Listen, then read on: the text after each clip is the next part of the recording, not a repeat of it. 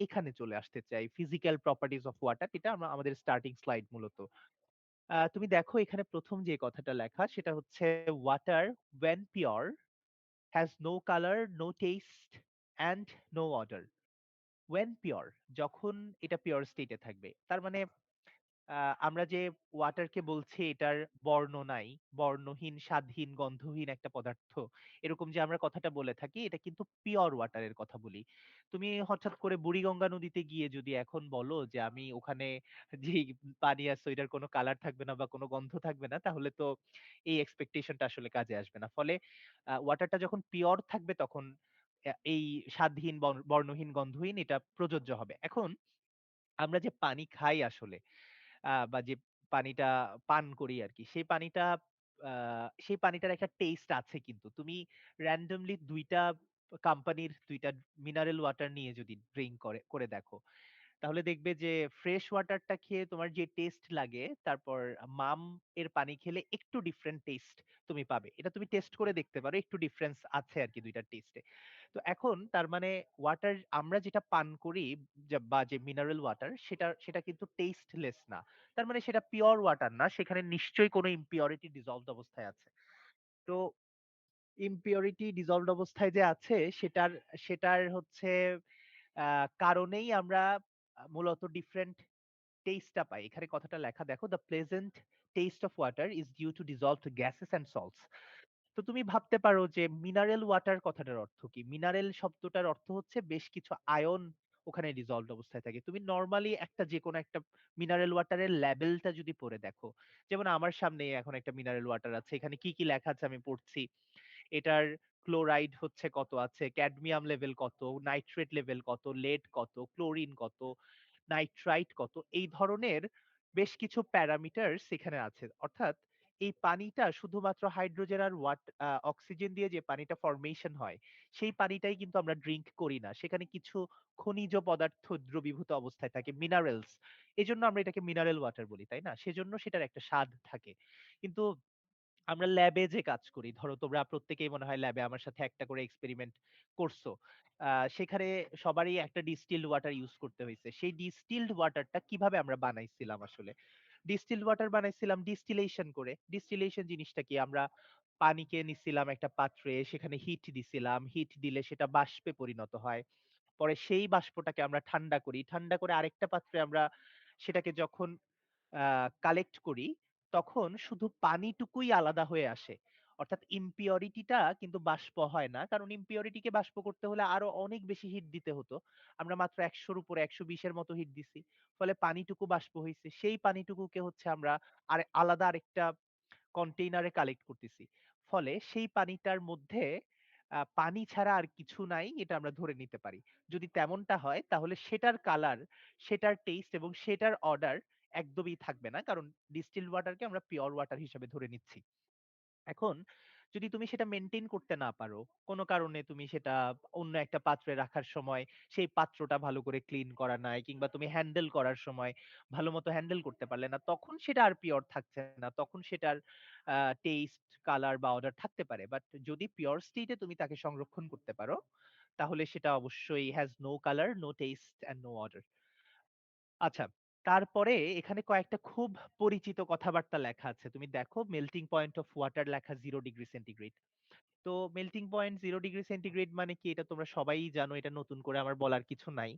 তারপরেও একবার যেহেতু এখানে লেখা আমি একবার একটুখানি বলি যে আমরা আইস যে ফেজ সেটা থেকে ওয়াটার যে ফেজ অর্থাৎ সলিড থেকে লিকুইড যে যায় এই ট্রান্সফরমেশনটা হয় 0 ডিগ্রি সেন্টিগ্রেডে। অর্থাৎ 0 ডিগ্রি সেন্টিগ্রেডে আগে আসবে বরফ, তারপরে সেখানে লেটেন্ট হিট নিয়ে 0 ডিগ্রি সেন্টিগ্রেডের ওয়াটারে পরিণত হবে। এই যে লেটেন্ট হিট বা সুপ্ত তাপ যেটা গ্রহণ করছে বরফ, সেটা কিন্তু 0 ডিগ্রি সেলসিয়াসে আসার পরে গ্রহণ করছে। তুমি যদি -15 ডিগ্রি সেন্টিগ্রেডের একটা বরফকে নিয়ে হিট দাও, তাহলে সেটা আগে 0 ডিগ্রি সেন্টিগ্রেডের বরফে পরিণত হবে। তারপরে সে সুপ্ততাপ গ্রহণ করে হচ্ছে পানিতে পরিণত হবে। তার মানে সুপ্ততাপ গ্রহণ করা যেই পয়েন্টে শুরু হয় সেটাই মেল্টিং পয়েন্ট বলছি। অর্থাৎ একটা সলিডের যেই টেম্পারেচারে লেটেন্ট হিট গ্রহণ করা শুরু হবে ঠিক সেই টেম্পারেচারটাকে আমরা মেল্টিং পয়েন্ট নামে ডাকি। ওকে। তো মেল্টিং পয়েন্ট যদি বলতে পারি তাহলে সিমিলারলি আমরা বয়েলিং পয়েন্টকে ডিফাইন করতে পারি। বয়েলিং পয়েন্ট হচ্ছে ঠিক সেই টেম্পারেচারটা যেই টেম্পারেচারে আ আমাদের লিকুইড স্টেট থেকে লেটেন্ট হিট নিয়ে ভেপার স্টেটে পৌঁছে যেতে পারবে ওয়াটার। অর্থাৎ ওয়াটার ভেপার বা জলীয় বাষ্পে পরিণত হতে পারবে। তারপরে দেখো একটা কথা লেখা ডেনসিটি এট 4 ডিগ্রি সেন্টিগ্রেড। আমি এটাতে একটু পরে আসতেছি ডেনসিটির কথাটাতে। তার আগে আমি একটু হিট অফ ফিউশন জিনিসটা নিয়ে কথা বলতে চাই। এই ফিউশন শব্দের অর্থ হচ্ছে গলন।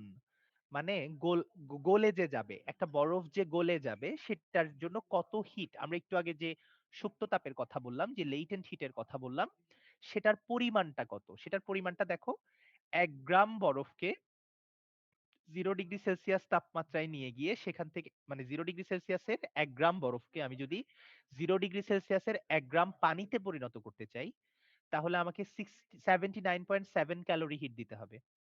এখন এই যে ক্যালোরিতে লিখলাম, এটা চাইলে আমি জুলেও লিখতে পারতাম। আমাকে একটু ক্যালোরি থেকে জুলে কিভাবে কনভার্ট করতে হয় বলো কেউ? 4.2 দ্বারা গুণ করতে হয়। 4.18 দিয়ে গুণ করতে হয়। Correct sir. তাহলে আমরা যদি এই যে 79.7 ক্যালোরি পার গ্রাম এটাকে 4.18 দিয়ে গুণ করতে পারি, তাহলে হচ্ছে এটা জুলে আমরা নিয়ে যেতে পারবো। অর্থাৎ ১ গ্রাম বরফকে ১ গ্রাম পানিতে পরিণত করতে এইটুকু হিট আমাদের প্রয়োজন হবে। সিমিলারলি হিট অফ ভেপোরাইজেশন ১ গ্রাম ওয়াটারকে তুমি ১ গ্রাম ওয়াটার ভেইপারে পরিণত করতে চাইলে তোমাকে ৫৩৯.৬ ক্যালোরি হিট দিতে হবে। তো এগুলো খুবই সিম্পল কথাবার্তা। কিন্তু আমি একটু ডেনসিটিটা নিয়ে কথা বলতে চাই। তুমি দেখো আমরা ডেনসিটি এট 4 ডিগ্রি সেলসিয়াস বলছি যে 1 গ্রাম পার এমএল। এই কথাটার অর্থ কি? তুমি যদি আ কোন জায়গাতে ১ এমএল পানি নিয়ে সেটার ভর মাপো, তাহলে তুমি পাবে যে ১ এমএল এর ভর হচ্ছে ১ গ্রাম। এটা ওয়াটারের ক্ষেত্রে। এখন এটা ৪ ডিগ্রিতে মাপার কারণ কি? আমি তার আগে আরেকটু বলি যে এটাকে অনেকে অনেকভাবে লিখে, এই ইউনিটটাকে 1 গ্রাম পার এমএল এ আমি লিখছি। কেউ 1 কেজি পার লিটার লিখতে পারে, কেউ লিখতে পারে 1000 কেজি পার মিটার কিউব, এভাবেও লিখতে পারে। ওইটা একই কথা। ১ এমএল এর ভর যদি ১ গ্রাম হয়, তাহলে ১০০০ এমএল এর ভর ১০০০ গ্রাম। এভাবে তুমি চাইলে এটা লিখতে পারো। ফলে এটা নিয়ে বেশি ঝামেলা নাই। আমরা গ্রাম পার এমএল এখানে লিখছি। কেউ চাইলে ১ কেজি পার লিটার লিখতে পারে। কেউ চাইলে ১০০০ কেজি পার মিটার কিউব লিখতে পারে। এগুলা আ একই জিনিসই বোঝাচ্ছে, ডিফারেন্ট ইউনিটে জাস্ট প্রকাশ করা। কিন্তু আমি যেটা নিয়ে কথা বলতে চাই সেটা হচ্ছে ৪ ডিগ্রি সেন্টিগ্রেড এ কেন আমরা ডেনসিটির কথা আলাদা করে বলি?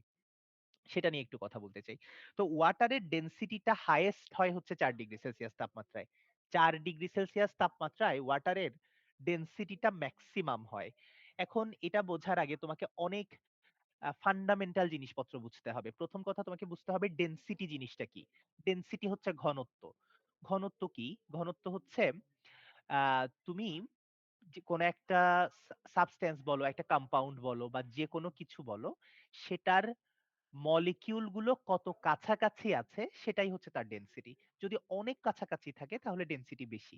আর মলিকিউল গুলো যদি একটু দূরে দূরে থাকে তাহলে ডেনসিটি কম। তুমি দেখো আমরা ডেনসিটির ফর্মুলা পড়ছিলাম ছোটবেলায়। Density equal to mass divided by volume. Mass divided by volume. তুমি যখন ভলিউম দিয়ে ভাগ করে দিচ্ছ, সেটার অর্থ হচ্ছে তুমি পার ইউনিট ভলিউমে কত মাস আছে সেটা হিসাব করছো। পার ইউনিট ভলিউমে কত মাস আছে সেটা হিসাব করছো। তো ইউনিট ভলিউমে কত মাস আছে সেটার অর্থই তো হচ্ছে ইউনিট ভলিউমে কতটা মলিকিউল আছে। মলিকিউল যতটা থাকবে মাসও তো ততটাই থাকবে। মনে করো কোনো কিছুর 1 মিটার কিউবে ৫০ টা মলিকিউল আছে। তাহলে 1 মিটার কিউবের মাস যা হবে, 1 মিটার কিউবে যদি ১০০ টা মলিকিউল থাকে, তাহলে তার মাস তো আরো বেশি হবে। অর্থাৎ তুমি আসলে মাস বাই ভলিউম যেটা বলছো সেটাও ডেনসিটি। আর আমি যদি এইভাবে বলি যে পার ইউনিট ভলিউমে কতটা মলিকিউল আছে সেটাও ডেনসিটি। কারণ ডেনসিটি মানে কত ঘন হয়ে ওরা আছে, কত কাছাকাছি আছে মলিকিউল গুলো। এখন আমরা বলছি যে ওয়াটার ম্যাক্সিমাম ডেনসিটি শো করবে ৪ ডিগ্রি সেলসিয়াসে। তার মানে ৪ ডিগ্রি সেলসিয়াসের উপরে যদি আমি যাই তাহলেও ওয়াটারের ঘনত্ব কমবে, অর্থাৎ মলিকিউল গুলো দূরে দূরে থাকবে ওয়াটারের। ৪ ডিগ্রি সেলসিয়াসের নিচেও যদি যাই তাহলেও ঘনত্ব কমবে, অর্থাৎ ওয়াটার মলিকিউল গুলো দূরে দূরে থাকবে। ৪ ডিগ্রি সেলসিয়াসেই ওয়াটার মলিকিউল গুলো সব থেকে কাছাকাছি থাকে। এখন এটার কারণটা নিয়ে একটু কথা বলতে চাই যে তোমরা জানো যত বেশি টেম্পারেচার বেশি হয়, যত টেম্পারেচার হাই হয়, তত কাইনেটিক এনার্জি বাড়তে থাকে। আর কাইনেটিক এনার্জি বাড়লে মলিকিউলস গুলো আহ, পরস্পর থেকে দূরে সরে যেতে পারে। কারণ তখন তাদের এই যে ছোটাছুটি করার মতো মোশনে থাকার মতো তাদের এনার্জিটা থাকে। তখন তারা খুব কাছাকাছি থাকে না মলিকিউল গুলো। একটু দূরে, দূরে থাকতে পারে বা ছোটাছুটির মধ্যে থাকে। তাতে কি হয়? তাতে হয় হচ্ছে প্রতি একক ভলিউমে অর্থাৎ ইউনিট ভলিউমে মলিকিউল কমে যায়। কারণ তারা দূরে, দূরে আছে। দূরে আছে মানে কি?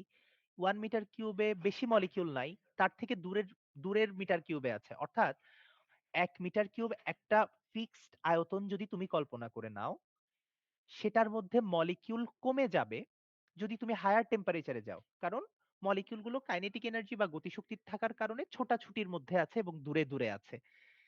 এখন তার তার তাহলে তুমি দেখো টেম্পারেচারটা তুমি যত কমাবে তত মলিকিউল গুলো কাছাকাছি আসতে থাকবে। তো কাছাকাছি আসলে ডেনসিটি বাড়বে। ডেনসিটি বাড়তেই থাকে। যত ধরো তুমি ৪০ থেকে কমিয়ে ৩০ করলে ডেনসিটি আরো একটু বাড়বে। ৩০ থেকে কমালে ২৫ করলে ডেনসিটি বাড়বে। ২৫ থেকে কমালে ১০ এ আসলে ডেনসিটি আরো বাড়বে। ১০ থেকে ৪ এ আসলে ৪ এও বাড়বে, আরো বাড়বে। কারণ মলিকিউল গুলো কাছাকাছি আসছে। কাছাকাছি আসছে মানে আগের ১ মিটার কিউবে যদি ৫০ টা মলিকিউল থাকে, কাছাকাছি আসার পরে এখন ১ মিটার কিউবে ১০০ টা মলিকিউল থাকতে পারে। তাহলে কাছাকাছি মলিকিউল আসলে আমরা বুঝতে পারতেছি যে ডেনসিটি বেড়ে যাবে। এভাবে করে ৪ ডিগ্রি সেন্টিগ্রেড পর্যন্ত ডেনসিটি বাড়তেছে। এখন ৪ ডিগ্রি সেন্টিগ্রেডের পরে তাহলে তো স্যার টেম্পারেচার আরো কমে গেল। আরো কাছাকাছি চলে আসার কথা। তাহলে তো ডেনসিটি আরো বেড়ে যাওয়ার কথা। কিন্তু ৪ ডিগ্রি সেলসিয়াসের পরে কি এমন হলো আপনি বলতেছেন যে ডেনসিটিটা আবার কমে যাবে? সেটা একটু দেখো। ৪ ডিগ্রি সেলসিয়াসে এসে এই যে ওয়াটারের মধ্যে হাইড্রোজেন বন্ড ফরমেশন হওয়া শুরু হয় এবং হাইড্রোজেন বন্ড ফরমেশন হওয়ার পর এরকম ওয়াটার মলিকিউল গুলো হেক্সাগোনাল স্ট্রাকচার তৈরি করে। দেখো হেক্সাগন বেনজিনের মতো দেখতে লাগে অনেকটা। হেক্সাগোনাল স্ট্রাকচার তৈরি করে দেখো। তো হেক্সাগোনাল স্ট্রাকচার তৈরি করতেছে কেন? হাইড্রোজেন বন্ড ফরমেশন হচ্ছে সেজন্য। এই হাইড্রোজেন বন্ডটা সিগনিফিকেন্টলি ফরমেশন হওয়া শুরু করতেছে ৪ ডিগ্রি সেন্টিগ্রেড টেম্পারেচারের নিচ থেকে। ৪ ডিগ্রি কারণ আগে বেশি দূরে ছিল। এত দূরে থাকলে, এত মোশনের মধ্যে থাকলে, এত কাইনেটিক এনার্জি নিয়ে থাকলে তাদের মধ্যে সিগনিফিকেন্টলি হাইড্রোজেন বন্ড ফরমেশন হওয়ার সুযোগ কম। তাহলে যত কাছাকাছি আসবে হাইড্রোজেন বন্ড ফর্মড হওয়ার পসিবিলিটি তত বাড়বে। ৪ ডিগ্রিতে কাছাকাছি আসলো। আ তখন থেকে ইফেক্টিভলি হাইড্রোজেন বন্ড হওয়া শুরু করলো। তাহলে দেখো হাইড্রোজেন বন্ড ফরমেশন হওয়া শুরু করলো ৪ ডিগ্রির নিচে আরো হাইড্রোজেন বন্ড, তার নিচে আরো হাইড্রোজেন বন্ড। হাইড্রোজেন বন্ড যদি ফর্মড হয় স্ট্রাকচারটা দেখো কেমন হয়ে যায় হেক্সাগোনাল। এখন হেক্সাগোনাল স্ট্রাকচারটার দিকে যদি তুমি তাকাও, এখানে কত ফাঁকা জায়গা দেখো। অনেক ফাঁকা জায়গা। তার মানে এত জায়গা যদি ফাঁকায় থাকে, এই জায়গাগুলোর মধ্যে মলিকিউল থাকতে পারছে না। তার মানে পার মিটার কিউবের যে ইউনিট ভলিউমটার কথা আমরা চিন্তা করছি ১ মিটার কিউব, সেটাতে খুব বেশি মলিকিউলের জায়গা হচ্ছে না। কারণ বেশিরভাগই তো ফাঁকা জায়গা। অর্থাৎ ৪ ডিগ্রি সেন্টিগ্রেড টেম্পারেচারের নিচে যখন তুমি পৌঁছে যাচ্ছ, তখন হাইড্রোজেন বন্ধনের কারণে এই যে হেক্সাগোনাল অ্যালাইনমেন্টটা তখন খুবই সিগনিফিক্যান্টলি দেখা যায় এবং তাতে করে অনেক জায়গা নষ্ট হচ্ছে। অর্থাৎ মলিকিউল গুলো বেশ দূরে, দূরে থাকতেছে। দূরে, দূরে থাকার অর্থ কি? বেশি ঘন হয়ে থাকতেছে না, মানে ডেনসিটি কম। সুতরাং আমি যদি আবার একবার সামারি করি কথাটা, যে কেন ৪ ডিগ্রি সেন্টিগ্রেডে মেক্সিমাম ডেনসিটি দেখাচ্ছে? ৪ ডিগ্রি সেন্টিগ্রেডের উপরে মলিকিউলস গুলো অনেক দূরে থাকছে। যথেষ্ট দূরে থাকছে যাতে করে বেশি ডেনসিটি না হয়। যত টেম্পারেচার কমবে, কাইনেটিক এনার্জি কমবে, ছোটাছুটি কমবে, কাছাকাছি আসবে। কাছাকাছি আসা মানেই ঘনত্ব বেড়ে যাওয়া। তাহলে এমন করে, করে ৪ ডিগ্রি পর্যন্ত ঘনত্ব বাড়লো। তাহলে ৪ ডিগ্রিতে সবথেকে বেশি ঘনত্ব। ৪ ডিগ্রির পরে আরো বেশি ঘনত্ব হওয়ার কথা ছিল। কিন্তু প্রবলেম হলো ওইখানে হেক্সাগোনাল স্ট্রাকচার তৈরি হয়ে বসে আছে। এখন এই হেক্সাগোনাল স্ট্রাকচার তৈরি হইছে হচ্ছে হাইড্রোজেন বন্ড ফরমেশন এর জন্য। তাহলে ৪ ডিগ্রির নিচে হাইড্রোজেন বন্ডের কারণে এই হেক্সাগোনাল স্ট্রাকচার তৈরি হয়ে ডেনসিটিটা আবার কমিয়ে দিচ্ছে। ফলে ৪ ডিগ্রির নিচেও কমে যাচ্ছে হাইড্রোজেন বন্ড ফরমেশন এর কারণে। ৪ ডিগ্রির উপরে কমে যাচ্ছে কাইনেটিক এনার্জির কারণে। তাহলে শুধু ৪ ডিগ্রি সেলসিয়াসেই এই ব্যাপারটা ব্যালেন্সড অবস্থায় থাকে। অর্থাৎ অর্থাৎ ওখানে কাইনেটিক এনার্জিও অনেক বেশি থাকে না। ওখানে হাইড্রোজেন বন্ডও খুব বেশি থাকে না। ফলে ৪ ডিগ্রি সেন্টিগ্রেডে মেক্সিমাম ডেনসিটি আমরা অ্যাচিভ করতে পারি। এই যে কথাটা বললাম, এটা কে বুঝতে পারেন না একটু বলেন তো স্যার? সবাই বুঝতে পারছেন? স্যার লাস্টে আরেকটু বললে ভালো হইতো স্যার ওইটা। তো সেটা আমাকে বলতেছেন না কেন স্যার? যে স্যার আরেকবার একটু বলেন, এটা একটু বলবেন না? হ্যাঁ, আমি বলতে চাচ্ছিলাম যে ৪ ডিগ্রি সেন্টিগ্রেড টেম্পারেচার, এই টেম্পারেচারের উপরে যখন থাকে ওয়াটার মলিকিউলস, তখন সে ওয়াটার মলিকিউলস গুলো দূরে দূরে থাকে due to kinetic energy. Kinetic এনার্জির কারণে ওদের মোশন বেশি থাকে। ফলে ওরা একজন থেকে একজন দূরে সরে যেতে পারে। ৪ ডিগ্রির উপরের সিনারিও এটা। তো দূরে সরে গেলে ঘনত্ব কমে যাবে, ডেনসিটি কমে যাবে। দূরে সরে গেছে মানেই তো ঘন কম। তাহলে ডেনসিটি কম। আর ৪ ডিগ্রি সেলসিয়াসের নিচে হয় যেটা, সেটা হচ্ছে তখন কাছে আসার কথা মলিকিউলস গুলোর। কিন্তু কাছে এসে হাইড্রোজেন বন্ধন ফরমেশন হয়ে এরকম একটা হেক্সাগোনাল স্ট্রাকচার তৈরি হয়। এই হেক্সাগোনাল স্ট্রাকচারের দিকে যদি তাকাও তুমি দেখো এখানে কি পরিমাণ ভর, খুব বেশি পরিমাণ ভর কিন্তু এখানে ১ মিটার কিউবে জায়গা হবে না। কারণ এখানে ফাঁকা জায়গায় তো অনেক বেশি। অর্থাৎ অর্থাৎ ৪ ডিগ্রি সেন্টিগ্রেডের নিচে তুমি নামো, তাহলেও দেখবে যে তোমার ডেনসিটি কমে যাচ্ছে। কারণ এই যে দেখো পার মিটার কিউবে বেশি মলিকিউল থাকতে পারতেছে না। কেন থাকতে পারতেছে না? এর মধ্যে হেক্সাগন মানেই তো এখানে অনেক ফাঁকা জায়গা। আচ্ছা। তারপরে হলো ৪ ডিগ্রি সেন্টিগ্রেডের উপরে যদি তুমি যাও, তাহলে কি হবে? তাহলে হচ্ছে এদের কাইনেটিক এনার্জি বেড়ে যায়। থার্মাল মোশন এর কারণে এদের হচ্ছে আ মলিকিউলের মধ্যে দূরত্বটা বেড়ে যাচ্ছে। ফলে ইউনিট ভলিউমে ডেনসিটিটা কমে যাচ্ছে। মানে ইউনিট ভলিউমে মলিকিউলস কমে যাচ্ছে। অর্থাৎ ডেনসিটি কমে যাচ্ছে। এই কথাটা এখানে লেখা আছে। তোমরা কি বুঝতে পারলে? নাকি আমি আরো একবার বলব? জি স্যার, বুঝতে পেরেছি।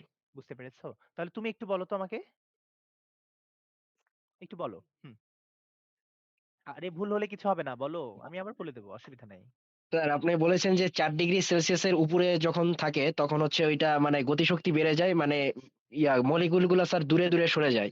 হ্যাঁ, যে যার কারণে ওখানে ঘনত্ব কম। আবার ৪ ডিগ্রি সেলসিয়াসের নিচে থাকলেও তখন হচ্ছে আপনার হাইড্রোজেন বন্ধন গঠিত হয় গঠিত হয়ে এবং হেক্সাগোনাল স্ট্রাকচার তৈরি জি, হয়ে যায়। হেক্সাগোনাল স্ট্রাকচার করে তখনও ঘনত্ব কম থাকে। মানে ৪ ডিগ্রি সেলসিয়াসে হচ্ছে আমি অ্যাকুরেট ঘনত্বটা পাবো। সবথেকে বেশি ঘনত্বটা পাবে। জি স্যার, এটা সবথেকে বেশি এটা ঘনত্ব। কথা। ঠিক আছে sir. Very good. Thank you sir. Thank you. এরপরে হচ্ছে দেখো কেন বরফ পানিতে ভাসে। এরকম এটা অনেক ছোটবেলায় তোমরা অনেকবার পড়ছো বরফ কেন পানিতে ভাসে এটা। তো এখন এটা তোমরা সবাই পারো, আমার থেকে ভালোই পারো। আমি জাস্ট একটু এই যে হেক্সাগোনাল স্ট্রাকচার এর সাথে এটাকে একটু রিলেট করে দিতে চাই। তুমি দেখো বরফ পানিতে ভাসে মানে কি? মানে বরফ তো ফরমেশনই হয় 0 ডিগ্রি সেন্টিগ্রেডে। তো 0 ডিগ্রি তার মানে যে পানিতে ভাসতেছে তার নিজের টেম্পারেচার 0 ডিগ্রির নিচে। তো আমরা একটু আগেই বললাম ৪ ডিগ্রির নিচেই তো এরকম হেক্সাগোনাল স্ট্রাকচার হয়ে গেছে। তাহলে বরফটা যেটা 0 ডিগ্রি সেন্টিগ্রেডে ভাসতেছে সেই বরফের ভেতর তো সবগুলো এরকম স্ট্রাকচার। বরফের মধ্যে যে পানির মলিকিউল গুলো সবাই তো এইভাবে হচ্ছে অ্যালাইনড আছে। তো এইভাবে অ্যালাইন থাকলে তার ঘনত্ব তো কমে গেল। কিন্তু যার উপরে ভাসতেছে সেই পানি তো ৪ ডিগ্রির নিচে না। তো সেই পানির ঘনত্বটা বেশি থাকতেছে কম্পেয়ার টু বরফ। কারণ বরফে হেক্সাগোনাল স্ট্রাকচার যখন তৈরি হয় তখন এটার ডেনসিটি অনেক কমে যাচ্ছে। কারণ এখানে ভেতরে অনেক জায়গা খালি থেকে যাচ্ছে। একক ভলিউমে খুব বেশি মলিকিউল থাকতে পারতেছে না হেক্সাগোনাল স্ট্রাকচারের কারণে। এই কারণে তুমি দেখো বরফের ডেনসিটি অনেক কম হয়। আর পানিটা তো বরফ হয়ে যায় নাই, ওখানে তো হেক্সাগোনাল স্ট্রাকচারও নাই। ফলে ওইটার ডেনসিটি যে বরফের মতো কম হয় না। তাহলে কম ডেনসিটির জিনিস বেশি ডেনসিটির তরলে ভাসবে। এটাই তো স্বাভাবিক ব্যাপার। এজন্য হচ্ছে বরফের ডেনসিটিটা পানির ডেনসিটি থেকে কম হওয়ার কারণেই বরফ পানিতে ভাসে। তাহলে তোমাকে যদি জিজ্ঞেস করি বরফের ডেনসিটি কেন কম, কি আনসার দিতে হবে? স্যার বরফের ভেতর হেক্সাগোনাল স্ট্রাকচার আছে। হেক্সাগোনাল স্ট্রাকচার কেন আছে? বলতে হবে স্যার এটা ৪ ডিগ্রির নিচে, ওখানে হাইড্রোজেন বন্ড হইছে। হাইড্রোজেন বন্ড হয়ে হেক্সাগোনাল অ্যালাইনমেন্টে চলে গেছে। এজন্য ওখানে পার ইউনিট ভলিউমে মলিকিউলস কমে গেছে। মলিকিউলস কমলে ডেনসিটি কমে গেছে। তার মানে বরফের ডেনসিটি কম, মানে ঘনত্ব কম। আর পানির ঘনত্ব বেশি। কম ঘনত্বের জিনিস বেশি ঘনত্বের জিনিসে ভাসবে। এজন্য হচ্ছে বরফ পানিতে ভাসে। স্যার এটা কি বোঝাতে পারলাম? বুঝাতে পারলাম কিনা কেউ স্বীকার করে না। বুঝাতে পারি নাই নাকি আবার বলবো? জি স্যার, আরেকবার বললে ভালো হয়। আরো একবার বললে ভালো হয়। আচ্ছা, তুমি একটু দেখো যে এই হেক্সাগোনাল স্ট্রাকচারটা কখন তৈরি হয়? এটা কি বুঝতে পেরেছো? কেউ একটু বলো তো এটা কখন তৈরি হয়? জি স্যার, বুঝতে পারছি। কখন তৈরি হয় এটা? আ হাইড্রোজেন হাইড্রোজেন বন্ড যখন ক্রিয়েট হয় তখন। কারেক্ট। তাহলে এটা ৪ ডিগ্রির নিচে। তাহলে বরফের মধ্যে বরফ তো ৪ ডিগ্রির নিচেই আছে। তো বরফের মধ্যে তো সবগুলো এই ধরনের স্ট্রাকচার। তার মানে বরফের মধ্যে হেক্সাগোনাল স্ট্রাকচার তৈরি হয়ে বসে আছে। হুম, হুম। তো বরফের মধ্যে হেক্সাগোনাল স্ট্রাকচার তৈরি হলে বরফের ডেনসিটি কমে গেল। কেন কমে গেল? হেক্সাগোনাল স্ট্রাকচার মানেই তো কত স্পেস দেখো এদের মধ্যে। তাহলে পার মিটার কিউবে তো অনেক কম ম্যাস আছে, অনেক কম মলিকিউল আছে। তো ঘনত্ব কমে গেল বরফের মধ্যে। কিন্তু বরফ যে পানিতে ভাসতেছে সে পানির ঘনত্ব তো এত কমে নাই। ওখানে তো আর হেক্সাগোনাল স্ট্রাকচার তৈরি হয় নাই। কারণ ৪ ডিগ্রিতে তো আর পানি নামে নাই। তাহলে হেক্সাগোনাল স্ট্রাকচার, বরফে অনেক বেশি হেক্সাগোনাল স্ট্রাকচার আছে, সেজন্য এটার ডেনসিটি অনেক কম থাকে পানির তুলনায়। তো ডেনসিটি যার কম সে ভাসবে পানিতে। পানির তুলনায় যার ডেনসিটি কম সেই পানিতে ভাসবে। পানির তুলনায় তোমার ডেনসিটি বেশি, এজন্য তুমি পানিতে ভাসতে পারো না। কিন্তু যার যার ডেনসিটি বেশি সে পানিতে ভাসতে পারবে। আমি কি বোঝাতে পারলাম স্যার কথাটা? জি স্যার। Okay, thank you. জি স্যার। আচ্ছা, এরপরে দেখো আমরা একটু কেমিক্যাল প্রপার্টিজ অফ ওয়াটারে চলে যাই। আমরা এতক্ষণ পর্যন্ত যেগুলো নিয়ে কথা বলছি এগুলো সবগুলোই physical properties. Chemical properties of ওয়াটারে যদি যাই, ফার্স্ট যে প্রপার্টিটা নিয়ে আমরা কথা বলি সেটা হচ্ছে থার্মাল স্টেবিলিটি। তো থার্মাল স্টেবিলিটি, থার্মাল মানে হচ্ছে যে তাপীয়, তাই না? তাপ রিলেটেড। আর স্টেবিলিটি শব্দের অর্থ হচ্ছে স্থায়িত্ব বা স্থিতিশীলতা। অর্থাৎ তুমি যদি তাপ দিয়েও পানির খুব একটা পানিকে ভেঙে ফেলতে না পারো, তাহলে তুমি বলবে যে এটা থার্মালি স্টেবল। অর্থাৎ তাপ দিয়েও তুমি ভেঙে ফেলতে পারতেছো না, মানে সে তাপকে কাউন্টার করতে পারতেছে, মানে তাপ তার গঠনটাকে ভেঙে দিতে পারতেছে না। তাহলে তুমি তখন বলবে থার্মালি স্টেবল। তো ওয়াটার থার্মালি বেশ স্টেবল। তুমি ওয়াটারকে হিট দিয়ে তাকে হাইড্রোজেন আর অক্সিজেনে আর পরিণত করতে পারবে না। আমরা জানি যে ওয়াটার হাইড্রোজেন আর অক্সিজেন দিয়ে গঠিত। তাহলে তুমি এটাকে হিট দিয়ে হাইড্রোজেন আর অক্সিজেনে আর পরিণত করতে যদি পারতে, মানে খুব হিট দিলেই হাইড্রোজেন আর অক্সিজেন হয়ে যাচ্ছে, তাহলে তুমি বলতে এটা থার্মালি স্টেবল না। কিন্তু তুমি অনেক হিট দিলেও দেখবে এটা হাইড্রোজেন আর অক্সিজেনে পরিণত হচ্ছে না। অর্থাৎ পানি পানি হচ্ছে থার্মালি অনেক স্টেবল। তুমি দেখো আমরা এখানে একটা ডেটা দিছি যে 272 ডিগ্রি সেন্টিগ্রেড পর্যন্ত যদি তুমি হিট করো, তাও মাত্র 11% ওয়াটার হাইড্রোজেন আর অক্সিজেনে পরিণত হবে। সেটা খুবই কম। আমরা এই চ্যাপ্টারের সবথেকে গুরুত্বপূর্ণ যেই পয়েন্ট, আয়োনাইজেশন বা অটো আয়োনাইজেশন অফ ওয়াটার, এটাতে ঢুকে যাচ্ছি। এটা সবথেকে গুরুত্বপূর্ণ এই চ্যাপ্টারে যত কিছু আমরা ডিসকাস করব তার মধ্যে। তুমি দেখো, আহ, আমরা যদি যে কোনো একটা কন্টেইনারে ওয়াটারকে রাখি, সেই ওয়াটারটা কিন্তু নিজে নিজে আয়োনাইজড হয়ে বসে বসে থাকে। মানে যেমন এই দেখো এখানে H2O টা ভেঙে গিয়ে H প্লাসে পরিণত হচ্ছে এবং OH এ পরিণত হচ্ছে। এটা একটা অটোমেটিক ফেনোমেনন। অর্থাৎ এইটুকু হওয়ার জন্য তোমার কিছু করতে হবে না, ও নিজে নিজেই আয়োনাইজড হবে। তবে সেটা ভ্যারি করে। সেটা বেশি টেম্পারেচারে যদি থাকে, ধরো আজকের দিনের টেম্পারেচার যদি 30 ডিগ্রি হয়, আজকে এই ডিসোসিয়েশনটা বা এই আয়োনাইজেশনটা যত হবে, কম টেম্পারেচারে তত আয়োনাইজেশন হবে না। ধরো 4 ডিগ্রি সেন্টিগ্রেডে বা 2 ডিগ্রি সেন্টিগ্রেডে বা 0 ডিগ্রি সেন্টিগ্রেডে এত বেশি পানির মলিকুল ভেঙে যাবে না।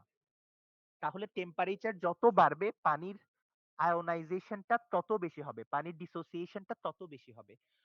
ঠিক আছে sir? Auto ionization automatically water ionized হবে, এটা ঠিক আছে। কিন্তু এই যে কতটুকু আয়োনাইজড হবে সেটা ডিপেন্ড করবে টেম্পারেচারের উপর। টেম্পারেচার যত বেশি আয়োনাইজেশন তত বেশি হবে। অর্থাৎ এই যে পানি দেখো H2O ওটা ভেঙে গিয়ে H প্লাস আর OH মাইনাস হয়েছে। মনে করো একটা পাত্রে 1 কোটিটা ওয়াটার মলিকিউলস আছে। 1 কোটিটা ওয়াটার মলিকিউলস থেকে একটা মলিকিউল শুধুমাত্র 25 ডিগ্রি সেন্টিগ্রেডে ধরো আয়োনাইজড হয়। একটা মলিকিউল ভাঙে, আর 99,99,999টা মলিকিউল না ভেঙে রয়ে যায়। তো এরকম যদি 10 কোটি থাকে তাহলে 10টা ভাঙে। এটা ধরো 25 ডিগ্রি সেন্টিগ্রেডের চিত্র। কিন্তু 50 ডিগ্রিতে নিয়ে গেলে হয়তো হয়তো 1 কোটিতে 2টা ভাঙতে পারে। আমি বোঝার সুবিধার্থে বললাম, এই পরিমাণটা তো এরকম না, কিন্তু 50 ডিগ্রিতে আরো একটু বেশি ভাঙবে। এটা হচ্ছে আমি বোঝাতে চাচ্ছি তোমাকে। তাহলে তুমি দেখো একটা ব্যাপার যে আহ, এখানে একটা ব্যাপার হচ্ছে কি, এইচ প্লাস এবং ওএইচ মাইনাস যে ছেড়ে দিচ্ছে, এটা অটোমেটিক হচ্ছে। কিন্তু অটোমেটিক কেন হচ্ছে এটা নিয়েও একটা প্রশ্ন আসে যে ওয়াটার শুধু শুধু অটোমেটিকলি কেন ভেঙে যাবে। এই জায়গাটা একটু জটিল, এটা একটু বোঝার চেষ্টা করো। আহ, তোমরা একটু ছোটবেলায় যখন তোমরা 11-12-এ পড়তে, তখন তোমরা জানতে যে বিশুদ্ধ পানিতে এইচ প্লাস এর কনসেন্ট্রেশন নাকি 10⁻⁻⁷। এটা তোমরা পড়েছো অনেকেই, তাই না? 10⁻⁷ এরকম একটা কোয়ান্টিটি পড়েছো সবাই, যে এইচ প্লাস আয়নের ঘনমাত্রা ও এইচ মাইনাস আয়নের ঘনমাত্রা 10⁻⁷ মোলার। এগুলো তোমরা পড়েছো ছোটবেলায়। এটার অর্থ কি? 10⁻⁷ শব্দের অর্থ কি আসলে? 1/10⁷। 1/10⁷ মানে তোমরা ঠিক বোঝো কিনা জানি না, 1 কোটি ভাগের 1 ভাগ। অর্থাৎ তুমি যদি 1 কোটিটা এইচ প্লাস নাও, মানে এই 1 কোটিটা ওয়াটার মলিকিউল নাও, তার মধ্যে একটা মাত্র ডিসোসিয়েটেড হবে। একটা মাত্র ডিসোসিয়েটেড হবে, অর্থাৎ একটা মাত্র ভেঙে যাবে। এটা হচ্ছে 25 ডিগ্রি সেন্টিগ্রেডের চিত্র বলতেছি আমরা। কিন্তু যদি তুমি টেম্পারেচারটা বাড়াতে পারো তাহলে আর এর থেকে একটু বেশি হবে। এখন আমি কথাটা বলতে চাচ্ছি এটা কেন ডিসোসিয়েশনটা হয়? দেখো ওখানে একটা ভেঙে যাচ্ছে কিন্তু ভাঙতেছে না এমন তো অনেকগুলো আছে। তো এই H2O টা যে একটা H প্লাস দেয়, এই H প্লাসটা ভাঙবে না এমন একটা ওয়াটারের সাথে গিয়ে H3O প্লাস গঠন করে। এটাকে হাইড্রোনিয়াম আয়ন বলে, তাই না? Hydronium ion. H প্লাসটা গিয়ে আরেকটা H2O মলিকিউলের সাথে, আরেকটা H2O মলিকিউলের সাথে এই H প্লাসটা গিয়ে কোঅর্ডিনেট বন্ড অর্থাৎ সন্নিবেশ বন্ধনের মাধ্যমে এই হাইড্রোনিয়াম আয়নটা গঠন করে। তাহলে ওয়াটার একজন H প্লাস দিচ্ছে H2O কে, আরেকটা ওয়াটার মলিকিউল সেই H প্লাসটা গ্রহণ করতেছে। দেখো তুমি ওয়াটার, এই যে এই ওয়াটারটা মনে করো, এখানে যে ওয়াটারটা আছে এই ওয়াটারটা একটা H প্লাস ছেড়ে দিচ্ছে, সেই H প্লাসটা গিয়ে আরেকটা ওয়াটার মলিকিউল যে ভাঙতেছে না তার সাথে গিয়ে সন্নিবেশ বন্ধন গঠন করে হাইড্রোনিয়াম আয়ন তৈরি করতেছে। তাহলে তুমি দেখো ওয়াটার একবার একটা ওয়াটার H প্লাস দিতে পারে, আরেকটা ওয়াটার H প্লাস নিতে পারে। এটাকে আমরা বলি ওয়াটারের অ্যামফোটেরিক প্রপার্টি, তাই না? অ্যামফোটেরিক প্রপার্টি মানে হচ্ছে যে উভয় ধর্মী আচরণ করতে পারে, উভধর্মী আচরণ করতে পারে। মানে ওয়াটার একটা অ্যাসিড হিসাবে কাজ করতে পারে, ওয়াটার আবার বেস হিসাবে কাজ করতে পারে। তোমরা ছোটবেলায় অ্যাসিড বেস কনসেপ্ট নামে কিছু কনসেপ্ট পড়েছিলে, সেখানে আর্হেনিয়াস কনসেপ্ট নামে একটা কনসেপ্ট ছিল, ব্রনস্টেড লাউরি কনসেপ্ট নামে একটা কনসেপ্ট ছিল। আমাকে একটু ব্রনস্টেড লাউরি কনসেপ্টটা কেউ বলতে পারো? অ্যাসিড কাকে বলে আর বেস কাকে বলে? ব্রনস্টেড লাউরি কনসেপ্ট অনুযায়ী কারা অ্যাসিড হয় এটা কি কেউ বলতে পারবে? স্যার আমার যে জলীয় পুরোপুরি দ্রবণে H প্লাস দান করে। আচ্ছা, জলীয় দ্রবণে দান করতে হবে না, যে কাউকে দান করলেই হবে। তাহলে সেটা হচ্ছে ব্রনস্টেড লাউরি অ্যাসিড। আর আর কারা বেইজ হয় এটা বলতে পারবে? স্যার ব্রনস্টেড এইচ লাউরি, প্লাস যে গ্রহণ করতেছে সে কারেক্ট স্যার, বেস হবে। কারেক্ট। তাহলে দেখো এই যে ওয়াটারটা একটা ওয়াটার মলিকিউল H প্লাস ছেড়ে দিল, তাহলে এই ওয়াটার মলিকিউলটা অ্যাসিড হলো, আরেকটা ওয়াটার মলিকিউল এই H প্লাস থেকে গ্রহণ করে H3O প্লাসে পরিণত হলো। তাহলে যেই ওয়াটার মলিকিউলটা এই H প্লাসটা গ্রহণ করলো সে বেস হিসাবে আচরণ করলো। আমি এখানে যেটা সামারি করতে চাচ্ছি সেটা হলো একটা ওয়াটার মলিকিউল ওয়াটার ছাড় H প্লাস দিতে পারে, আরেকটা ওয়াটার মলিকিউল H প্লাস নিতে পারে। এই যে অন্য একটা ওয়াটার মলিকিউল H প্লাস নিতে পারতেছে, সেটার ইন্সপিরেশনেই এই ওয়াটার মলিকিউলটা H প্লাস ছেড়ে দিচ্ছে আসলে। অর্থাৎ এই অটো আয়োনাইজেশনের মূলে তুমি যদি লক্ষ্য করো, অটো আয়োনাইজেশনের মূলে আছে হলো ওয়াটারের অ্যামফোটেরিক যে প্রপার্টিটা, সেটা মানে ওয়াটার শুধু শুধু কেন আয়োনাইজড হয়। এটার আনসার হচ্ছে একটা ওয়াটার মলিকিউল আরেকটা ওয়াটার মলিকিউলকে H প্লাস ছাড়তে বাধ্য করে যাতে সে নিতে পারে H প্লাস। আবার তুমি উল্টা করে বলতে পারো একটা ওয়াটার মলিকিউল কেন H প্লাস ছাড়ে, যাতে অন্য ওয়াটার মলিকিউলকে সেই H প্লাসটা গ্রহণ করতে বাধ্য করতে পারে। ফলে তুমি যেভাবেই বলো না কেন, অটো আয়োনাইজেশন হওয়ার মূল কারণ হচ্ছে একজন H প্লাস দিতে চায় এবং আরেকজন H প্লাস নিতে চায়। এটা হচ্ছে মূল কারণ। আমরা আমরা একটু দেখাতে চাই যে অটো আয়োনাইজেশন অফ ওয়াটারের কারণে, মানে ওয়াটারের অটো আয়োনাইজেশন হওয়ার পরও ওয়াটার কিন্তু নিউট্রাল স্টেটেই থাকে। নিউট্রাল স্টেট মানে তোমরা বুঝো কিনা জানি না, যেই যেই সলিউশনে H প্লাস এবং OH মাইনাস এর পরিমাণ একই থাকে, তাহলে আমরা তাকে বলবো নিউট্রাল ওয়াটার। তো পরিমাণ একই কেন থাকে? দেখো এই যে ওয়াটার যখন ভেঙে যাচ্ছে তখন যে কয়টা H3O প্লাস হচ্ছে, মানে H প্লাস হচ্ছে আর H3O প্লাস হচ্ছে বলা একই কথা, যে কয়টা H প্লাস হচ্ছে সেই কয়টা OH মাইনাস হচ্ছে। তাহলে এমন তো হচ্ছে না যে H প্লাস বেশি হচ্ছে OH মাইনাস কম হচ্ছে, এমন হচ্ছে না। ওয়াটার ভাঙলে H প্লাস যে কয়টা বের হচ্ছে সেই কয়টাই OH মাইনাস বের হচ্ছে। তার মানে H প্লাস এবং OH মাইনাস এর যে পরিমাণটা সেটা কিন্তু সমানই থাকতেছে ওই ওয়াটারে যে কন্টেইনারটা সেটার মধ্যে। এমন হচ্ছে না যে H প্লাস বেশি হয়ে গেছে, অটো আয়োনাইজেশন হয়েছে, H প্লাস তৈরি হয়েছে, ঠিক তার সাথে সাথে OH মাইনাসও তৈরি হয়েছে সমান সংখ্যক। ফলে H প্লাস এর সংখ্যা এবং OH মাইনাস এর সংখ্যা সমান। অর্থাৎ অটো আয়োনাইজেশনের পরেও ওয়াটারটা নিউট্রালি থাকতেছে। কোনো কারণে এখন তোমার ইচ্ছা হলো যে ল্যাবে গিয়ে আমি এক ফোঁটায় সালফিউরিক অ্যাসিড এখানে এড করে দিব, তাইলে তুমি বাইরে থেকে H প্লাস দিলে তখন H প্লাস এর পরিমাণ OH এর থেকে বেড়ে গেল, সেটা একটা আলাদা ব্যাপার, তুমি বাইরে থেকে H প্লাস সাপ্লাই করছো। কিন্তু এখানে আমরা বলছি অন্য কথা, এখানে আমরা বলছি ওয়াটার ভেঙে একটা H প্লাস যেমন হয় একটা OH মাইনাসও হয়। ফলে ওয়াটার ভাঙার কারণে ওয়াটারের নিউট্রালিটি বা নিরপেক্ষতা নষ্ট হয় না, ওয়াটার এখনো নিরপেক্ষই আছে, অর্থাৎ অ্যাসিডিকও হয় নাই বেসিকও হয় নাই, কারণ যে কয়টা H প্লাস আসতেছে সেই কয়টাই OH মাইনাস তৈরি হচ্ছে। এটা একটু মাথায় রাখতে হবে আর কি এই কথাটা। এখন আমি একটু এই স্লাইডটাতে আসতে চাই। তুমি দেখো একটা কথা যেটা আমরা খুব একটা চিন্তা করি না আর কি। সেই কথাটা এখানে একটু লিখছি। The relation pH plus POH is equal to 14 holds true at 25 degree centigrade and not at 50 degree centigrade. অর্থাৎ আমরা বললাম যে পিএইচ আর পিওএইচ মিলে যে 14 হয়, এটা তো আমরা সবসময় বলে আসছি। তোমাকে যদি কেউ জিজ্ঞেস করে কোন একটা সলিউশনের পিএইচ 6 পিওএইচ কত, তুমি তাড়াতাড়ি 14 থেকে 6 বাদ দিয়ে দিয়ে বলো যে 14 মাইনাস 6 সমান 8, এভাবে বলো। তো সেটা 14 যে হয়, পিএইচ আর পিওএইচ মিলে যে 14 হয়, সেটা আমরা ছোটবেলা থেকে পড়ছি। কিন্তু আমরা যেটা বারবার ভুলে যাই কাজটা করার সময়, সেটা হচ্ছে এটা কেবল 25 ডিগ্রি সেলসিয়াসের ক্ষেত্রে সত্য। যে পিএইচ এবং পিওএইচ মিলে 14, এই সম্পর্কটা কেবলমাত্র 25 ডিগ্রির জন্য সত্য। 50 এর জন্য সত্য না, 60 এর জন্য সত্য না, 70 এর জন্য সত্য না, 10 ডিগ্রির জন্য সত্য না, 5 ডিগ্রির জন্য সত্য না। এখন এটা কেন pH plus pOH equal to 14, এটা কেবলমাত্র 25 ডিগ্রির জন্য সত্য, সেটা যদি বুঝতে চাই তাহলে আমরা একটু কিভাবে ছোট্ট এই ডিরাইভেশনটা এটা একটু কিভাবে করছি এটা দেখা দরকার। তুমি দেখো এই যে ওয়াটার তো সেলফ আয়োনাইজড হয়ে যায়, মানে অটোমেটিকলি আয়োনাইজড হয়ে H প্লাস এবং OH মাইনাসে পরিণত হয়। পরে আমরা বলি যে এখানে একটা H প্লাস আয়ন হইছে, OH মাইনাস আয়ন হইছে। এদের যে ঘনমাত্রা, সেগুলোকে আমরা থার্ড ব্র্যাকেট দিয়ে প্রকাশ করি, তাই না? H প্লাস এর আহ এইচ প্লাস এর সাথে একটা থার্ড ব্র্যাকেট, এটার অর্থ হচ্ছে এইচ প্লাস এর ঘনমাত্রা। তাহলে দেখো এইচ প্লাস এর ঘনমাত্রা এবং OH মাইনাস এর ঘনমাত্রার যে গুণফল, যে প্রোডাক্ট, এই প্রোডাক্টকে আমরা বলছি ionic product of water KW, তাই না?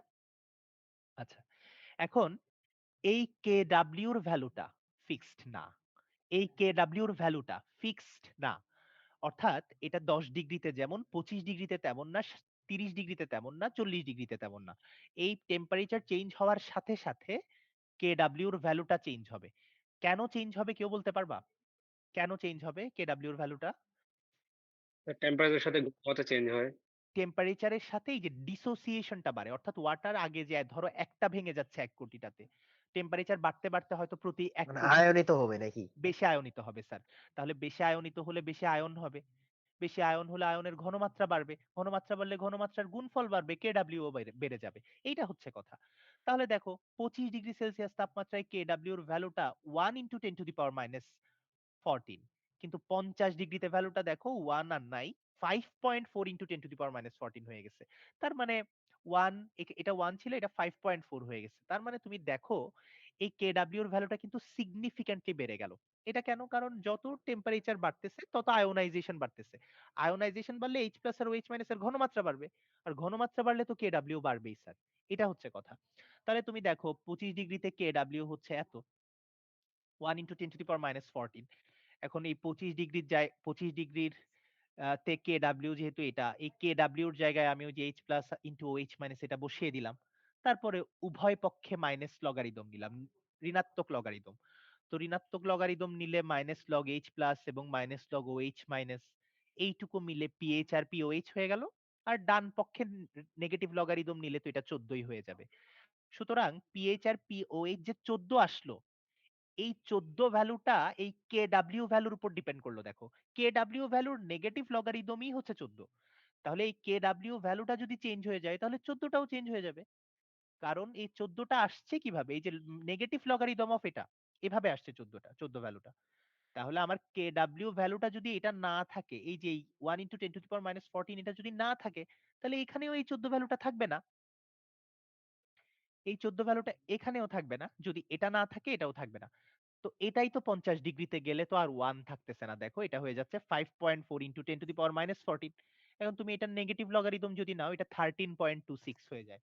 তার মানে যে কোনো টেম্পারেচারে তোমাকে পিএইচ 6 বলে দিলে পিওএইচ যে 14 থেকে 6 বাদ গিয়ে 8 হয়ে যাবে এমনটা কিন্তু না। পিএইচ আর পিওএইচ মিলে কত হয় সেটা তোমাকে আগে দেখতে হবে। তুমি ধরো 50 ডিগ্রিতে ল্যাবরেটরিতে কাজ করতেছো। ল্যাবরেটরিতে 50 ডিগ্রিতে কাজ করা আসলে সম্ভব না। আমরা হাইপোথেটিক্যালি ধরতেছি। ধরো 35 ডিগ্রিতে কাজ করতেছো সামারে। তখন পিএইচ আর পিওএইচ কিন্তু তখন আর 14 নাই দুইটা মিলে। তখন পিএইচ প্লাস পিওএইচ মিলে 35 ডিগ্রিতে কত হয় সেটা বের করে নিতে হবে তোমাকে। তারপরে তুমি তো ওই সম্পর্ক দিয়ে একটা থেকে অন্যটা বের করতে পারবে। আমি কি এই কথাটা বোঝাতে পারলাম? এই স্লাইডে যে কথাটা লেখা আছে এটা কি বুঝতে পারলে তোমরা?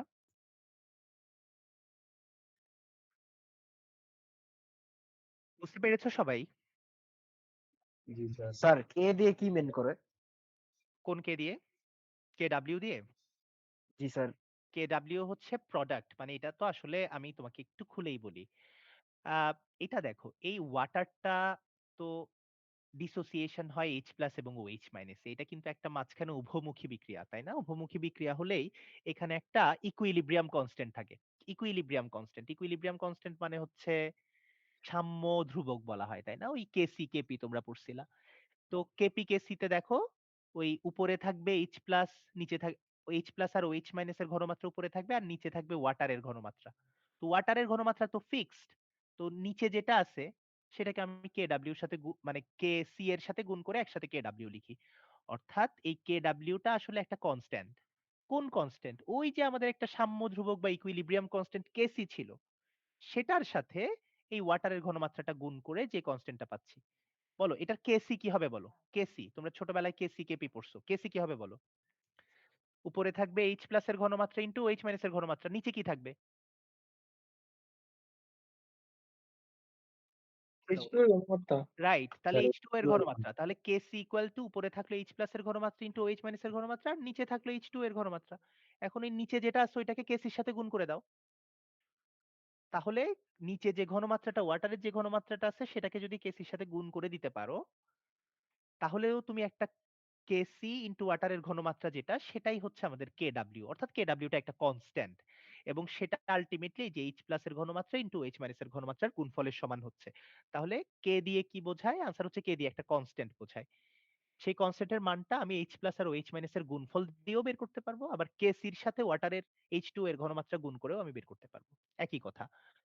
আমি কি বোঝাতে পারলাম স্যার? কেডব্লিউ দিয়ে কি বোঝায় এটা কি বোঝাতে পারলাম? জি স্যার। আচ্ছা, কেডব্লিউ দিয়ে H+ এবং OH- এর ঘনমাত্রার গুণফল বোঝায়। এটাকে আয়নিক প্রোডাক্ট অফ ওয়াটার বলছি আমরা। Ionic product of water. Okay. তারপরে এই এই প্রবলেমটা আমি কোনো একটা বার পরীক্ষায় দিয়েছিলাম। ফাইনাল অথবা মিড কোনো একটাতে দিয়েছিলাম যে pH plus pOH is equal to 14। এটা is not true for all the temperatures. এটা আমি শো দ্যাট এরকম দিয়েছিলাম। PH plus pOH is equal to 14 is not true for all temperatures. এরকম একটা প্রশ্ন আমি ফাইনালে দিয়েছিলাম অথবা মিডে দিয়েছিলাম কোনো একবার। তো এটা তো খুব সহজ প্রশ্ন। সেক্ষেত্রে 50 ডিগ্রির একটা কেডব্লিউ আমি দিয়ে রাখছিলাম যাতে করে তুমি 50 ডিগ্রির কেডব্লিউটা বসাই 50 ডিগ্রির জন্য দেখাইতে পারো 13.26 আসে, যেটা 25 এরটা সমান না। এটা আমি আ কোন একটা বার পরীক্ষাতে দিছিলাম আরকি। তো এরকম আরো একবার যদি দিয়ে দেই তাহলে পারা যাবে না এটা স্যার? ইনশাআল্লাহ স্যার। ইনশাআল্লাহ। স্যার স্যার বলেন। মানে মানে হচ্ছে অন্য কোনো মানে 25 ডিগ্রি বাদে যদি অন্য যে কোনো ডিগ্রি যদি আমি বের করতে চাই তাহলে কেডব্লিউ ছাড়া তো আমি স্যার পিএইচ পিওএইচ বের করতে পারবো না। True, true. আপনাকে কেডব্লিউ দিয়ে দেওয়া হবে তখন। কেডব্লিউ দিয়ে দেওয়া হবে, হ্যাঁ।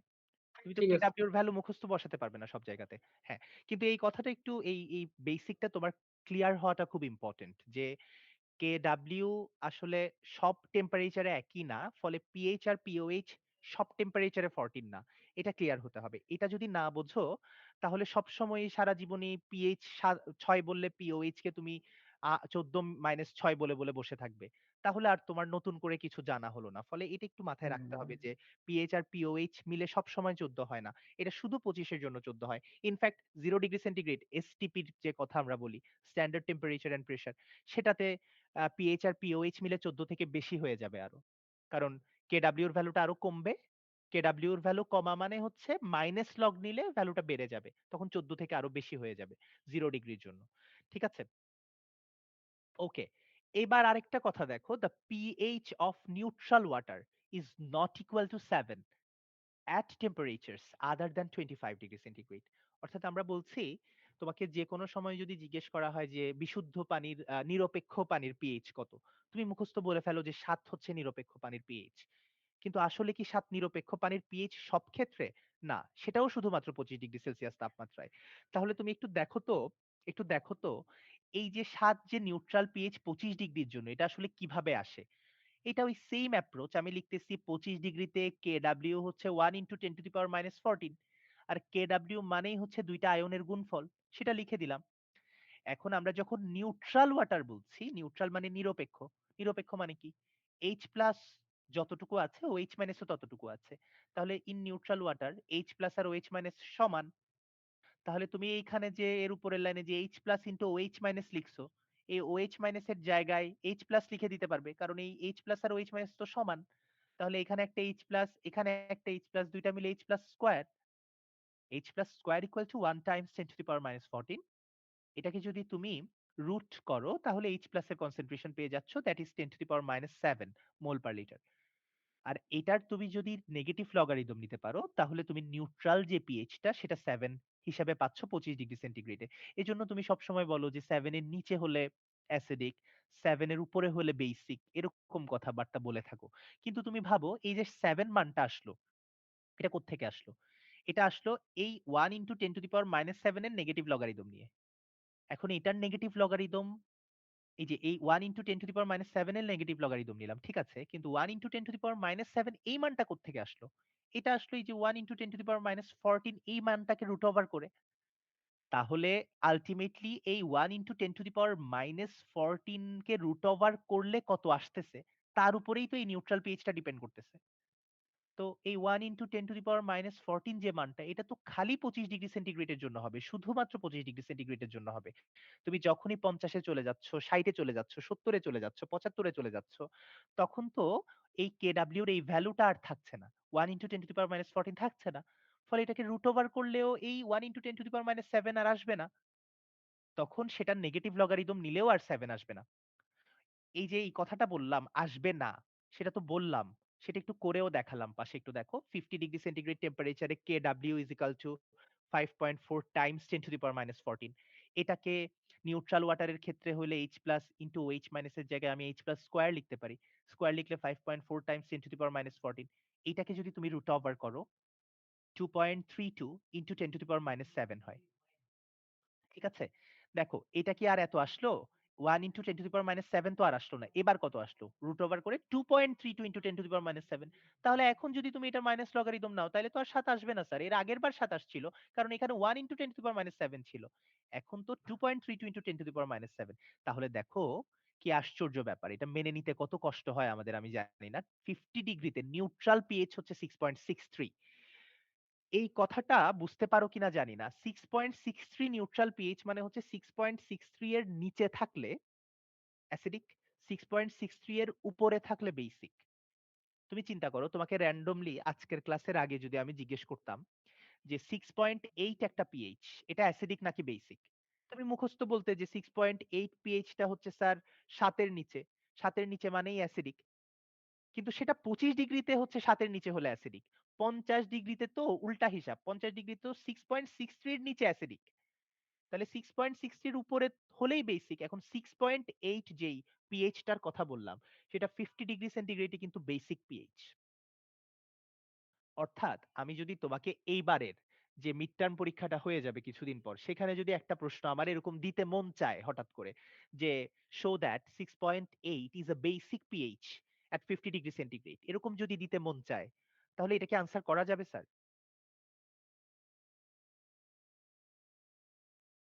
যাবে না? তোমরা কি আমাকে শুনতে পাচ্ছ? যাবে স্যার।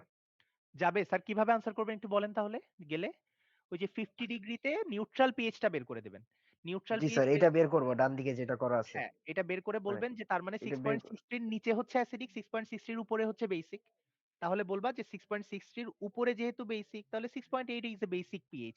কিন্তু এই পিএইচটাই 25 ডিগ্রি সেন্টিগ্রেড টেম্পারেচারে অ্যাসিডিক পিএইচ হয়ে যায়, কারণ ওখানে তো নিউট্রাল পিএইচ এর পয়েন্টই হচ্ছে 7।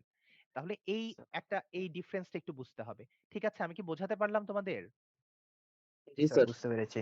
Thank you sir, thank you. আচ্ছা, এরপরে হচ্ছে আমরা যেহেতু কেমিক্যাল প্রপার্টি পড়তেছি, ওয়াটার কেমন রিয়্যাক্ট করে বিভিন্ন মেটালের সাথে, সোডিয়ামের সাথে কেমন রিয়্যাক্ট করে এটা নিয়ে তো আমরা ক্লাসে একটা গল্পও বলছি একদিন। তো সোডিয়ামের সাথে খুব ভিগোরাসলি রিয়্যাক্ট করে এবং আহ, দেখো সোডিয়ামের সাথে পানি রিয়্যাক্ট করে হাইড্রোজেন গ্যাস ইভলভ করে এবং অ্যালকালি তৈরি করে, এজন্য সোডিয়ামকে অ্যালকালি মেটাল বলা হয়। আবার ম্যাগনেসিয়ামের সাথেও পানি রিয়্যাক্ট করে ম্যাগনেসিয়াম হাইড্রোক্সাইড একটা ক্ষার এবং হাইড্রোজেন তৈরি করে, মানে ক্ষার মানে অ্যালকালি, এবং হাইড্রোজেন গ্যাস তৈরি করে। তাহলে আহ, দুইটা মেটালের ক্ষেত্রে একই ঘটনা, কিন্তু একটা ছোট্ট ব্যাপার হলো সোডিয়াম যত ভিগোরাসলি রিয়্যাক্ট করবে, ভিগোরাসলি মানে খুব দ্রুত রিয়্যাক্ট করে, প্রচুর তাপ উৎপন্ন করে, ফলে সাথে সাথে আগুন ধরে যায় ওখানে। তাহলে সোডিয়াম যতটা vigorously রিঅ্যাক্ট করবে, ম্যাগনেসিয়াম ততটা vigorously রিঅ্যাক্ট করবে না। কারণ সোডিয়ামের রিঅ্যাক্টিভিটি ম্যাগনেসিয়ামের রিঅ্যাক্টিভিটি থেকে বেশি। সেজন্য সোডিয়াম অনেক বেশি vigorously রিঅ্যাক্ট করবে। আর ম্যাগনেসিয়াম ঠান্ডা পানির সাথে রিঅ্যাক্টই করে না তেমন। ওকে আবার গরম পানি করতে হয়। মানে পানিটাকে একটু গরম করলে পরে তারপর রিঅ্যাক্ট করে ম্যাগনেসিয়াম। সুতরাং সব মেটাল অলমোস্ট সব মেটালই ওয়াটারের সাথে রিঅ্যাক্ট করে অ্যালকালি তৈরি করবে এবং হাইড্রোজেন গ্যাস তৈরি করবে। এটা ট্রু। কিন্তু কে কতটা vigorously রিঅ্যাক্ট করবে সেটা ডিপেন্ড করে তার রিঅ্যাক্টিভিটির উপর। সোডিয়ামের রিঅ্যাক্টিভিটি ম্যাগনেসিয়ামের থেকে বেশি। এজন্য সোডিয়াম বেশি vigorously রিঅ্যাক্ট করে। ম্যাগনেসিয়ামের রিঅ্যাক্টিভিটি কম।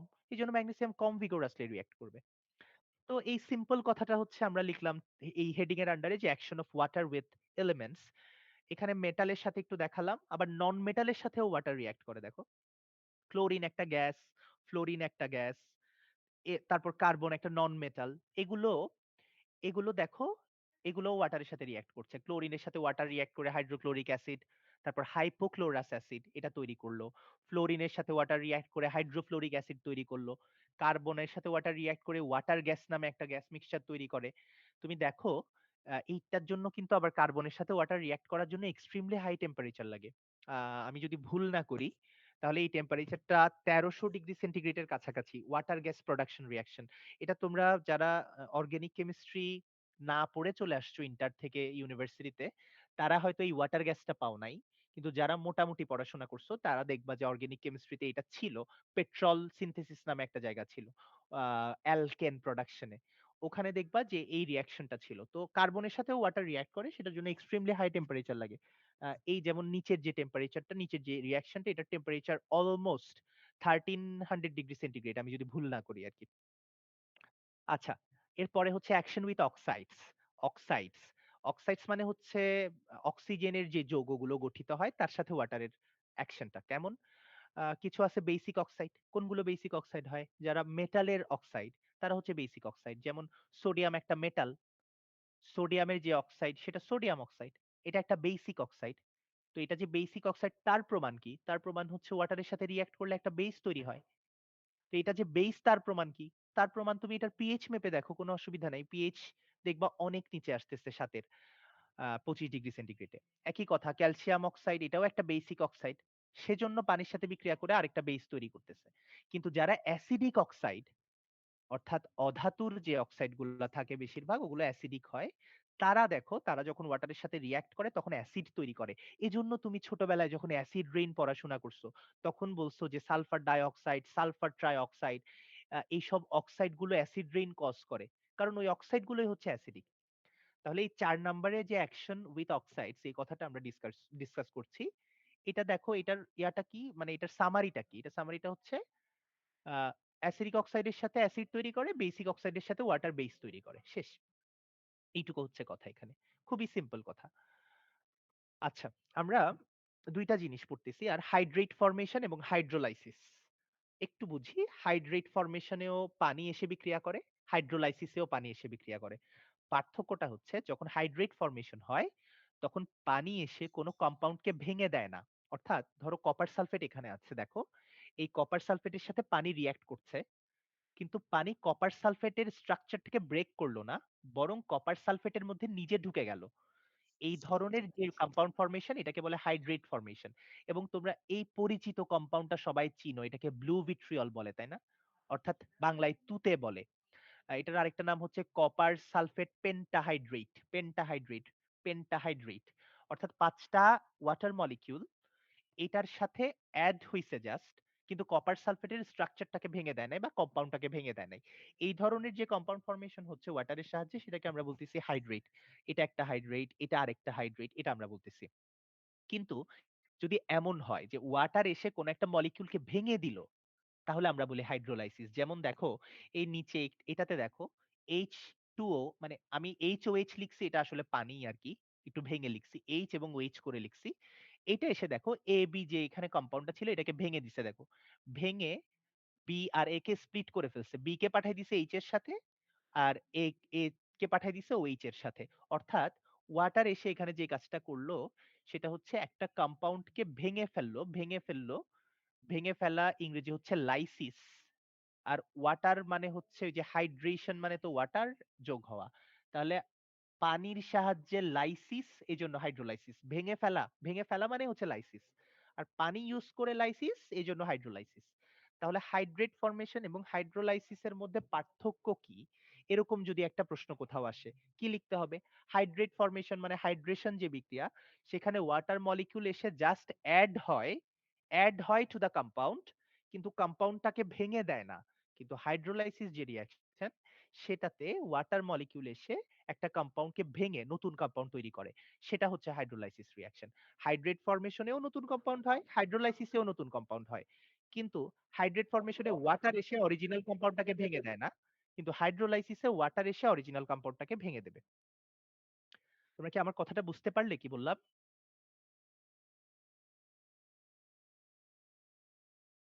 আর আপনারা কি আমার কথা শুনতে পাচ্ছেন নাকি? জি স্যার। কি বললাম বুঝতে পারলেন? এই যে হাইড্রেশন আর হাইড্রোলাইসিসের পার্থক্যটা বুঝতে পারলেন? জি স্যার, বুঝেছি। হাইড্রেশনে হচ্ছে ওয়াটার মলিকিউল এসে কম্পাউন্ডটাকে ভেঙে দেবে না, কিন্তু হাইড্রোলাইসিসে ওয়াটার মলিকিউল এসে কম্পাউন্ডটাকে ভেঙে দেবে। এটা হচ্ছে পার্থক্য দুইটার মধ্যে। ঠিক আছে, আমাদের catalytic action of water catalyst অথবা প্রভাবক হিসাবে কাজ করে। তো ওয়াটার যে প্রভাবক হিসাবে কাজ করে, প্রভাবকের কাজ কি? প্রভাবকের কাজ হচ্ছে বিক্রিয়াটা সিগনিফিক্যান্ট এক্সটেন্টে যেন হতে পারে সেটা এনশিওর করা। তুমি দেখো, আমরা ছোটবেলায় একটা রিঅ্যাকশন প্রায় সময় পড়তাম যে হাইড্রোক্লোরিক অ্যাসিড এবং অ্যামোনিয়া গ্যাসের মধ্যে বিক্রিয়া হলে অ্যামোনিয়াম ক্লোরাইডের সাদা ধোঁয়া উৎপন্ন হয়, এরকম একটা কথা পড়তাম।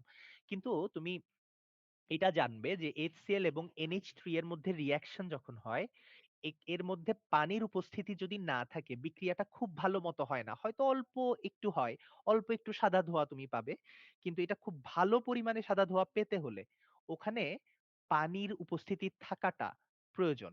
এজন্য NH3টা যদি NH3 না হয়ে NH3 দ্রবণ হয়, সেটা HCl গ্যাসের সাথে ভালো পরিমাণে সাদা ধোঁয়া উৎপন্ন করবে। যেমন ধরো তোমার কাছে একটা NH3 এর দ্রবণ আছে মানে কি, ওইটা পানির মধ্যে ডিজলভ করছো তুমি NH3।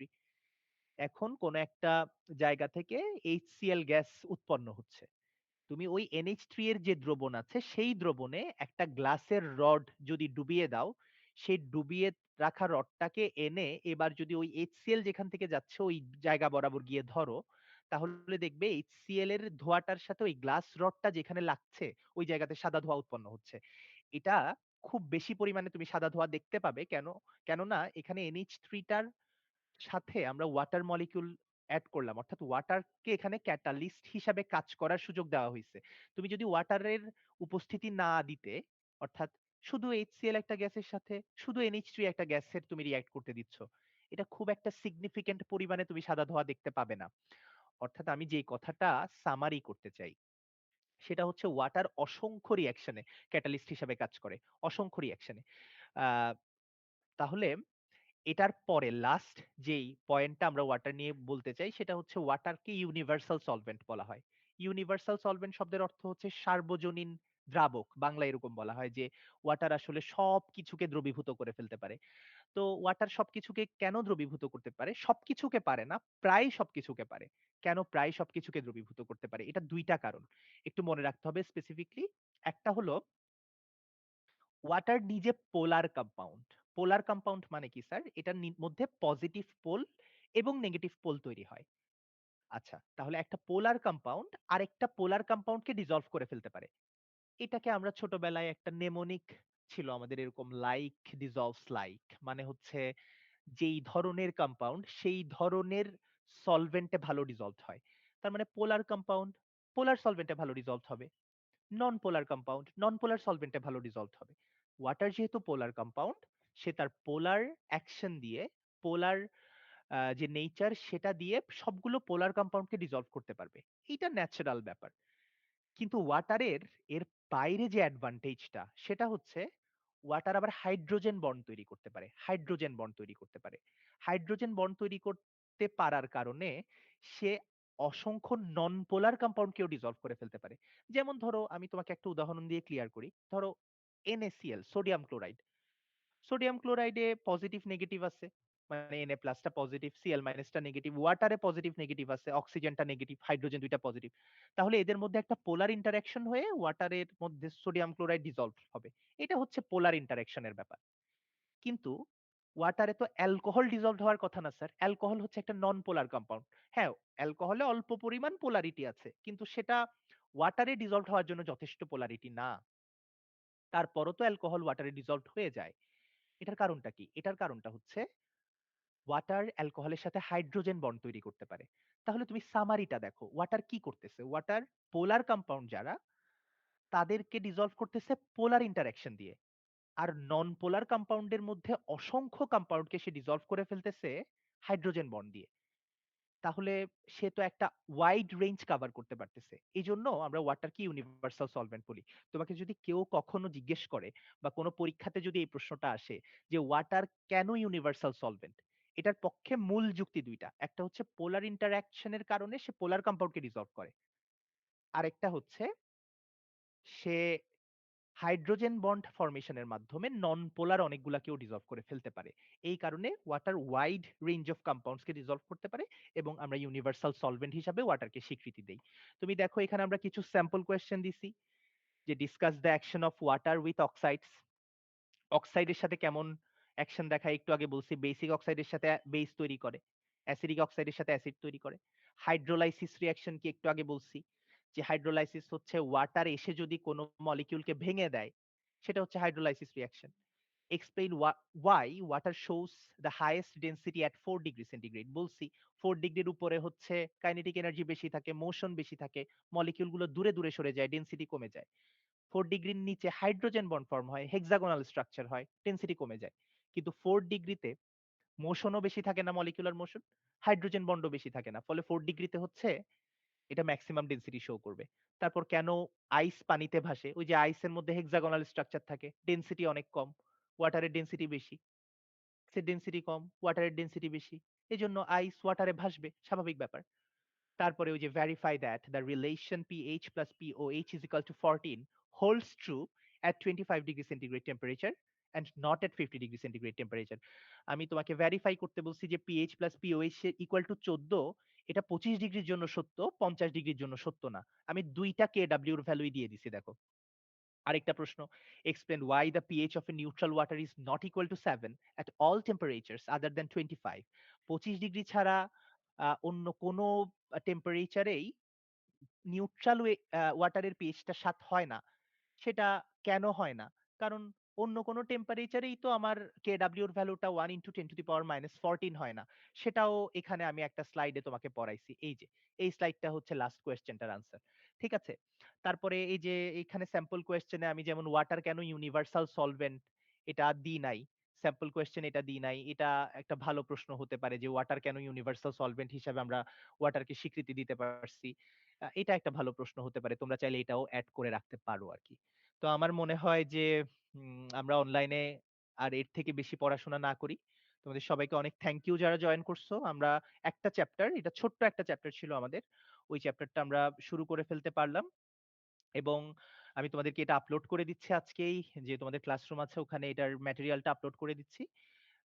তোমাদের যদি কোনো প্রশ্ন থাকে একটু বলো। কারো কোনো প্রশ্ন নাই? আচ্ছা, না থাকলে সেটাও বলো।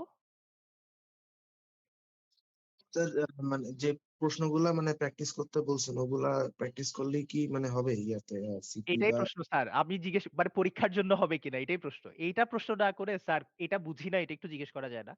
মানে পরীক্ষার জন্য কোনটা হবে এটাই প্রশ্ন থাকে একমাত্র। এ কেমন কথা স্যার?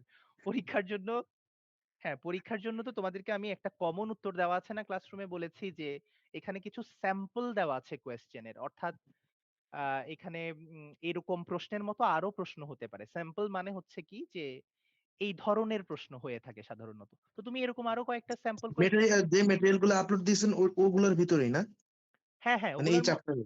আমি যা পড়িয়েছি তার বাইরে আমি নিশ্চয়ই দেব না। তো তুমি এটা এরকম আরো প্রশ্ন নিজে, নিজে মনে, মনে তৈরি করবে। তৈরি করে মনে, মনে আনসার করবে। এত বেশি তৈরি করবে যেন তোমার তৈরি করা প্রশ্ন থেকে কমন পড়ে যায় পরীক্ষাতে। ঠিক আছে? তাহলে আর কোনো যদি প্রবলেম থাকে তাহলে তো আমার সাথে কথা বলতে পারো। আমি পরীক্ষাতে কি আসবে সেটা নিয়ে প্রশ্নের কথা জিজ্ঞেস করি নাই। কেউ কোনটা বুঝতে পারো নাই কিনা সেটা একটু আমাকে বলো। যে স্যার শুরু থেকে এই জায়গাটা আমি বুঝি নাই। তাহলে আবার একটু বলব তার জন্য। সবাই বুঝতে পারছি?